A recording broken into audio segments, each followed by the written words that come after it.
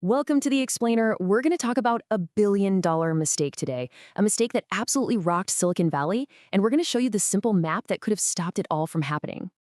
You know, this quote from Joseph Campbell really hits home. And isn't that what every startup founder is doing? They're on this epic quest, venturing into the unknown to build something totally new. But here's the crazy part. For decades, most of these founders, they were given a map that basically led them straight off a cliff. So today, we're going to look at that flawed map, we're going to talk about the amazing companies it destroyed, and then we'll reveal the secret path that the really successful founders figured out.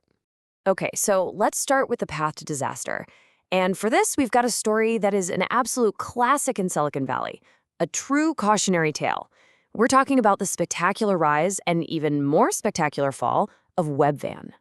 So picture this. It's the late 90s, the dot-com boom is in full swing, and this company, Webvan, they raise an absolutely insane amount of money, $800 million. And what were they going to do with it? Oh, just completely change the grocery business forever with online ordering. And it gets even crazier. The day they go public, their IPO values them at $8.5 billion. To put that in perspective, that was more than the top 3 grocery chains combined. I mean, by every single metric you could look at, these guys were a massive runaway success. And then, poof, just 2 years later, 24 months, the company was totally bankrupt. All that money, gone. So what on earth happened? How does that happen? I mean, they did everything they were supposed to do, right? They hired the best people, built amazing tech, they executed their plan perfectly. So what went so wrong? Well, the answer is actually pretty simple, and it all comes down to the map they were using. This right here, this was their map. It's the old school product development model. It's a straight line. You have a concept, you develop the product, you test it, and then bam, big launch. And look, for big established companies, this process has worked for a very long time. But, and this is a huge but, for a startup, this model has some absolutely fatal flaws. It ignores the biggest risk a new company has. Just look at those steps. What's missing? Where are the customers in this whole process? See, this model just assumes you already know who your customers are and what they want. And for a startup, that's almost never, ever true. And Webvan is the poster child for this model's biggest flaw, something we call premature scaling. They spent $1 billion, building these massive automated warehouses and buying whole fleets of delivery trucks, all for customers they just hoped would show up.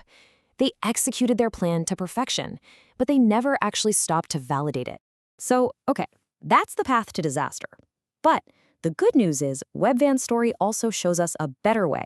It points to a path of, well, epiphanies.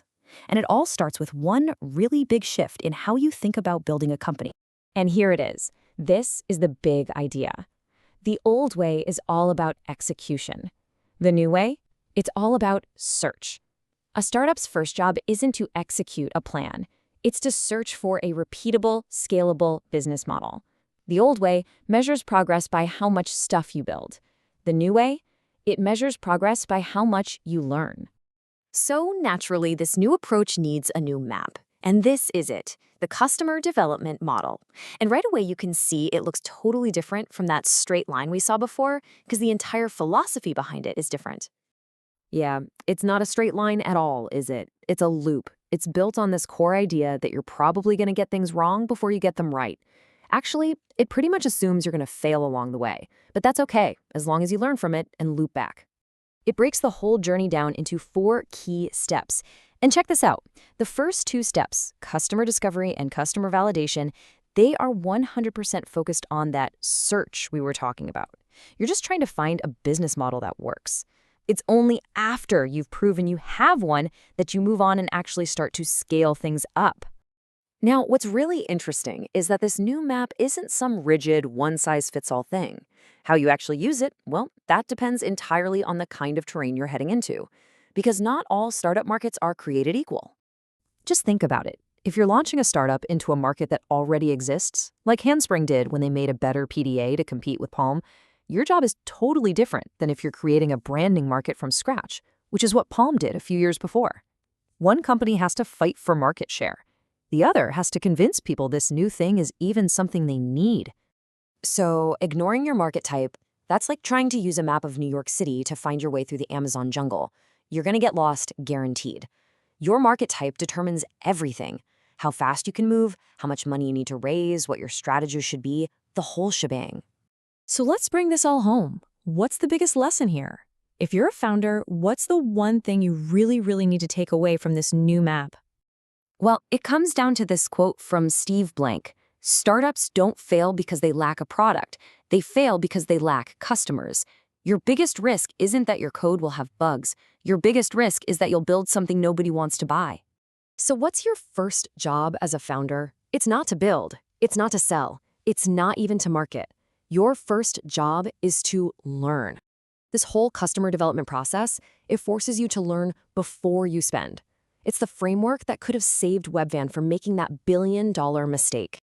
So that leaves us with one final question for you. Which path are you on? Are you executing a plan you just assume is right? Or are you out there searching for a business model that's real? Thanks so much for joining us for this explainer. We hope that question helps guide your next steps.